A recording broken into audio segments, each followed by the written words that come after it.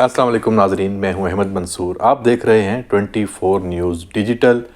آج پھر اسی بات کے چرچے ہیں جو یہ معاملہ شروع تو پہلے ہوا تھا، جس کے جواب میں D G I S P R lieutenant general Ahmed Sharif Chaudhry نے ایک پریس کانفرنس کی. بہت ہی اس میں جو غصہ تھا افواج پاکستان کی طرف سے، جو افسر اور جوان ہیں سب کی طرف سے، کہ فوج اور عوام میں جو فاصلے پیدا کرنے کی سازش ہے وہ قبول نہیں ہے. اس پریس کانفرنس کے بعد بھی جو زہریلا بیانیہ ہیں وہ بنائے جانے کا سلسلہ جاری ہے، اور کچھ اس پہ اب جو ریاستی اقدامات ہیں، حکومت اس پہ کیا کرنے جا رہی ہے وہ بات ہم ڈسکس کریں گے.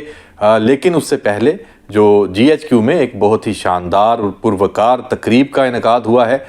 Field marshal Syed Asim Munir, chief of defence forces, ان کے اعزاز میں یہ تقریب منعقد ہوئی ہے. مسلح افواج، تینوں مسلح افواج کے جو چاقو چوبند دستے ہیں، انہوں نے گارڈ آف آنر پیش کیا ہے chief of defence forces Syed Asim Munir field marshal کو. اور اس میں جو ایئر فورس کے سربراہ ہیں وہ بھی موجود تھے، نیوی کے جو سربراہ ہیں پاک بحریہ کے وہ بھی موجود تھے، اور جو اعلیٰ عسکری قیادت ہے تینوں فورسز کی وہ اس موقع پر موجود تھی.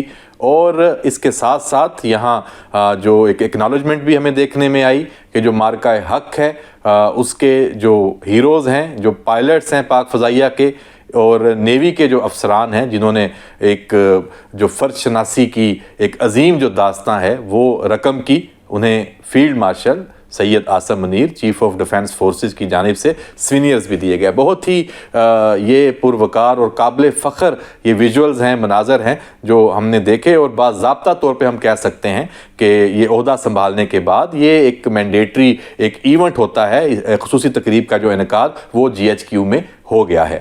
تو ہم واپس پہلے جو اپنا ہمارا مین آج کا اس کا گفتگو کا ٹاپک ہے اس پہ آتے ہیں. جو D G I S P R نے جب یہ ساری گفتگو کی پریس کانفرنس میں اور وہ تمام حقائق سامنے رکھے، جس کی بنیاد پر یہ کہا گیا کہ جو بانی پی ٹی آئی ہے، جو پی ٹی آئی ہے، جو ان کا بیانیہ ہے، جو یہ شخصیت ہے، یہ اس وقت پاکستان کی قومی سلامتی کے لیے ایک حقیقی خطرہ بن چکی ہے. اور کیونکہ ان کا جو نشانہ ہے وہ افواج پاکستان ہے. ان کی جو سیاست ہے وہ صرف اور صرف فوج کے گرد گھوم رہی ہے. جو عسکری قیادت ہے، لیڈرشپ ہے، ان کے گرد، ان کو ٹارگٹ کرنے کے گرد گھوم رہی ہے، اور صرف اپنی ذات کو مقدم رکھا ہوا ہے. ان کے لیے پاکستان کے عوام، صوبہ خیبر پختونخوا ہو، پنجاب ہو، کچھ بھی مقدم نہیں ہے. تو یہی وہ صورتحال ہے جس نے جنم دیا اس بات کو، اس حقیقت کو کہ اب پاکستان اور تحریک انصاف اس طرح اکٹھے نہیں چل سکتے جس طرح سے ایک سیاسی جماعت کے طور پہ تحریک انصاف نے اپنا جو سفر ہے وہ کب کا ختم کیا ہوا ہے، اور اس کا جو طرز سیاست ہے وہ کوئی بھی اس کو قبول کرنے کو اب تیار نہیں ہے، خاص طور پہ پاکستان کی ریاست، پاکستان کی افواج. اور اسی کا جو حوالہ ہے اس پریس کانفرنس میں دیا گیا. ہونا تو یہ چاہیے تھا کہ جو تحریک انصاف کے اندر کوئی سمجھ بوجھ رکھنے والے، کوئی سیاست کو ایک اصل جو راستہ سمجھنے والے کچھ ایسے ذہن، کچھ ایسے لیڈر وہ ہوتے، وہ آگے آتے اور اپنی جماعت کو ان یرغمالی جنہوں نے یرغمال بنایا ہوا ہے ان کے آپ کہہ لیں کہ قبضے سے، گرفت سے آزاد کرواتے. جو باہر بیٹھے ہیں، جو یوٹیوبرز ہیں، جو سزا یافتہ ہیں، اور اپنے جو قائد ہیں، لیڈر ہیں، ان کو بھی جا کے بات کرتے، سمجھاتے. لیکن یہاں پہ پھر وہی بات کہ ایجنڈا کچھ اور ہے. اس کا حوالہ D G S P R نے دیا تھا کہ یہ وہی چاہتے ہیں کہ جو باہر سے پاکستان کے دشمن چاہتے ہیں، یہ انہی کے ہاتھ مضبوط کر رہے ہیں. یہ ایجنڈا کسی اور کا نہیں ہے، یہ ایجنڈا صرف پاکستان کے دشمنوں کا ہے جس پہ اس وقت چلا جا رہا ہے. تو بہرحال پھر پشاور کا جلسہ ہوتا ہے، بلکہ اس سے پہلے جو تحریک انصاف کے رہنماؤں کی ایک پریس کانفرنس ہوتی ہے، اس میں بھی اسی ہی بیانیے کو آگے بڑھایا گیا جس میں نفرت ہے، جس میں انتشار ہے، جس میں آپ کہہ سکتے ہیں کہ پاکستان دشمنی ہے.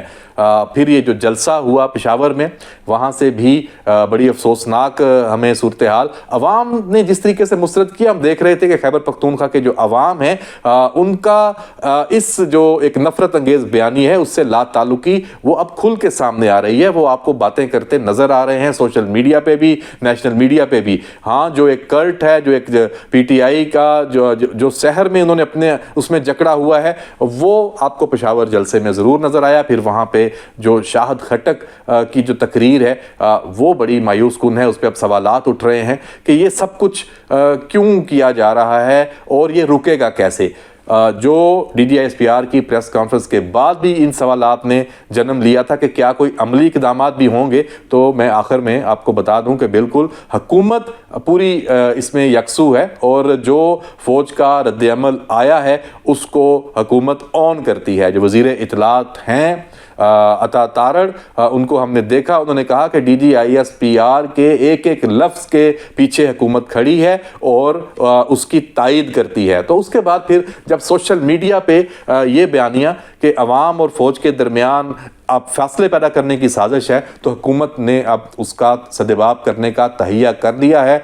इतलात हैं कि अदारे अपना काम कर रहे हैं। सैकड़ों यूट्यूब्स के जो अकाउंट हैं, इसके साथ साथ एक्स के जो अकाउंट्स हैं, उनको आइडेंटिफाई किया गया है, उनको मज़ीद उनकी निशानदेही भी की गई है। लेकिन हमें ये भी देखना है कि ये वाला जो एक काम है, ये अमल है, ये माजी में भी 2-3 मरतबा ये प्रोसेस हुआ है, लेकिन ये बीच में या तो उस तरीके से ये इसको अमल दरामद इस पर नहीं हुआ या अदलिया से कुछ रिलीफ मिल जाते थे। देखना ये है कि क्या अब भी यही सूरत हाल जन्म लेती है और ये मामला फिर आगे जाके फिर दोबारा कहीं गुम हो जाता है और मंतकी अंजाम तक नहीं पहुंचता और ये सिलसिला जारी रहता है जिसकी गुंजाइश नहीं है।